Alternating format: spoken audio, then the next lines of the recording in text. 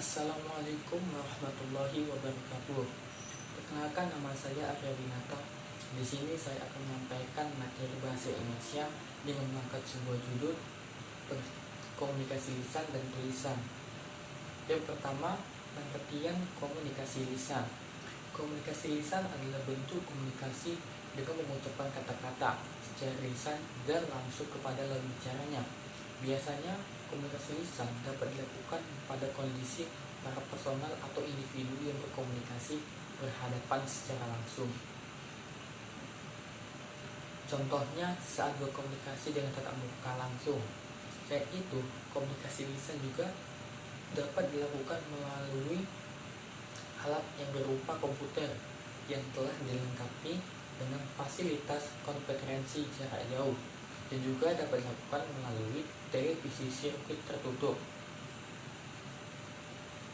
Kemudian ada ciri-ciri komunikasi lisan. Terdapat beberapa ciri-ciri komunikasi lisan.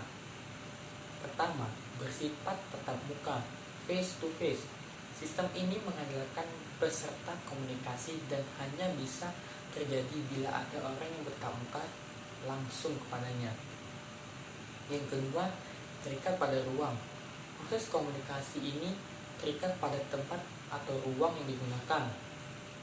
Mereka yang tidak ada di tempat dan tidak akan bisa terlibat komunikasi.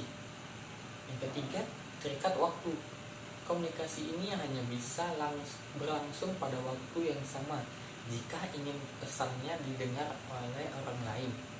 Ini untuk membedakan dengan sistem komunikasi lain setelah adanya penemuan teknologi komunikasi dengan media pita kaset, seluloid, kertas, dan sebagainya.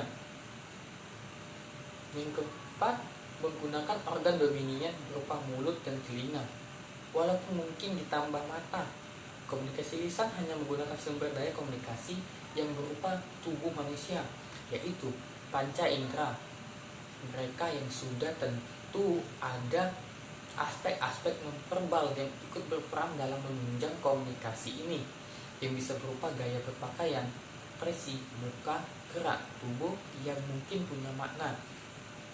Terakhir, mementingkan penampilan, yaitu setiap orang yang ingin melakukan komunikasi lisan mempertimbangkan penampilan diri, terutama kesiapan panca indera untuk menjadi media dan sekaligus pesan dalam proses komunikasi.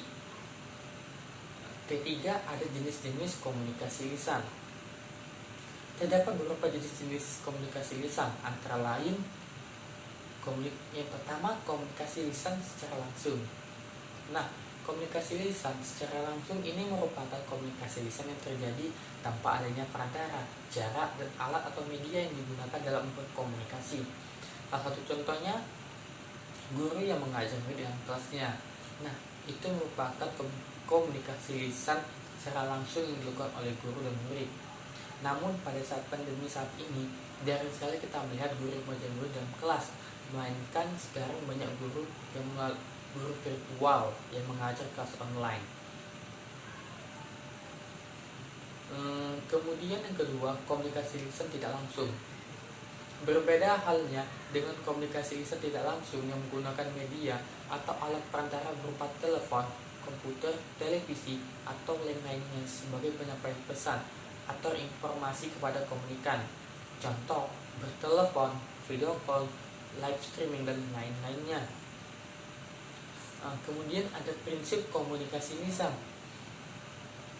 Terdapat beberapa prinsip komunikasi lisan, terdiri atas suara.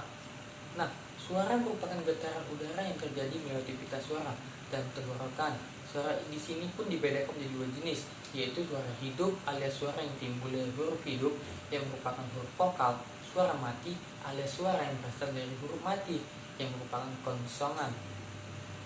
Bahkan kondisi fisik pun dapat membedakan suara seorang individu ketika ia menggunakan suaranya seperti bindeng, flu karena kehabisan suara, cadel, dan gagap.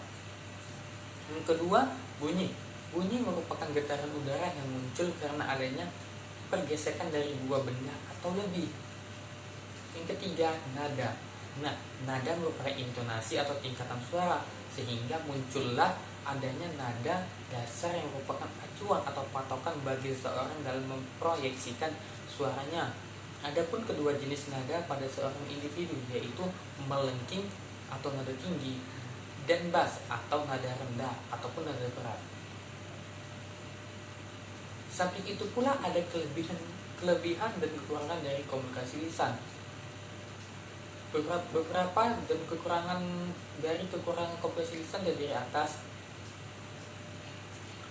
Kelebihannya yang pertama, kelebihan dari komunikasi lisan adalah menimbulkan timbal balik secara langsung tanpa perlu menunggu respon dari komunikan, dapat memberikan penjelasan yang lebih rinci dan jelas, dan menimbulkan partisipasi atau tanggapan langsung dari komunikan. Kemudian kekurangan dari komunikasi lisan adalah memerlukan adaptasi atau penyesuaian kondisi dan situasi terlebih dahulu sebelum berkomunikasi, memerlukan suatu uraian dan penjelasan yang lebih detail, dan sulit untuk didokumentasikan tanpa bantuan alat record. Cara untuk meningkatkan keberhasilan dalam komunikasi lisan. Beberapa cara untuk meningkatkan keberhasilan dalam komunikasi lisan terdiri atas. Yang pertama, memahami materi. Salah satu faktor penting yang akan mempengaruhi keberhasilan Anda dalam berkomunikasi secara lisan adalah pemahaman terhadap materi yang ingin Anda sampaikan. Yang kedua, kemampuan berbicara. Dalam komunikasi yang dinilai tidak hanya seberapa cerdasnya Anda, melainkan juga keberhasilan Anda dalam menyampaikan suatu ide atau gagasan kepada pendengar. Yang ketiga, tidak bertele-tele. Keempat, kepercayaan diri. Percaya atau tidak, kepercayaan diri seseorang sangat berpengaruh terhadap keberhasilan dalam komunikasi lisan. Untuk menjadi seseorang yang percaya diri dan memiliki pembicaraan yang berkualitas, dibutuhkan pengalaman dan persiapan yang sangat matang. Kemudian penampilan. Nah, dengan penampilan yang rapi, Anda akan memberikan efek segar dan citra yang positif akan diri Anda. Tidak perlu heboh, sederhana, namun memikat. Kemudian intonasi dan artikulasi. Intonasi dan artikulasi sangat penting ketika Anda berbicara di depan orang banyak. Kemudian, maka dari itu Anda harus perlu melatih diri Anda dalam mengatur artikulasi dan intonasi sehingga komunikasi dapat dilakukan dengan maksimal. Terakhir, gaya bicara. Namun apabila Anda lepas kontrol dan menunjukkan kemampuan Anda, maka audien akan memiliki penilaian yang buruk terhadap Anda. Maka dari itu, evaluasi diri Anda dan perhatikan bagaimana Anda berbicara di depan orang selama ini. Oke, selesai dari materi komunikasi lisan, kita masuk komunikasi yang kedua, komunikasi tertulis atau tulisan. Nah, komunikasi tertulis ialah komunikasi yang dilakukan dengan melalui sebuah tulisan yang dilakukan dengan kegiatan surat menyurat yang melalui pos, telegram, telefax, email, dan sebagainya. Dan dunia bisnis, komunikasi tertulis ini sangat sering dilakukan. Contoh, komunikasi tertulis misalnya ketika melakukan sosial media bisnis.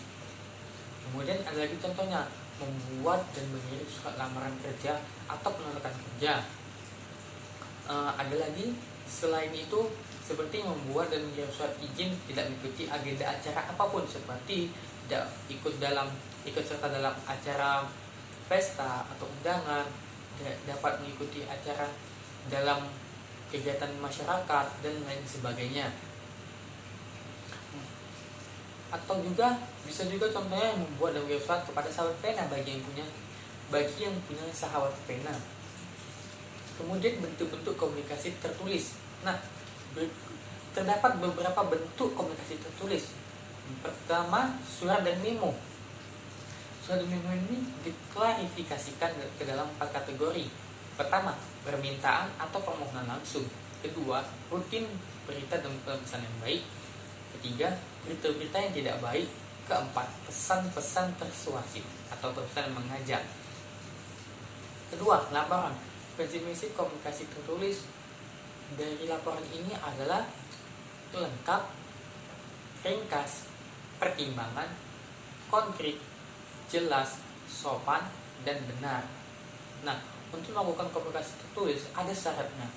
Beberapa persyaratan komunikasi penulisan tertulis adalah: pertama, ditulis dengan format atau bentuk yang menarik. Kedua, memilih maksud dan tujuan. Ketiga, menggunakan bahasa yang mudah dipahami. Keempat, menggunakan bahasa yang baik dan benar. 5.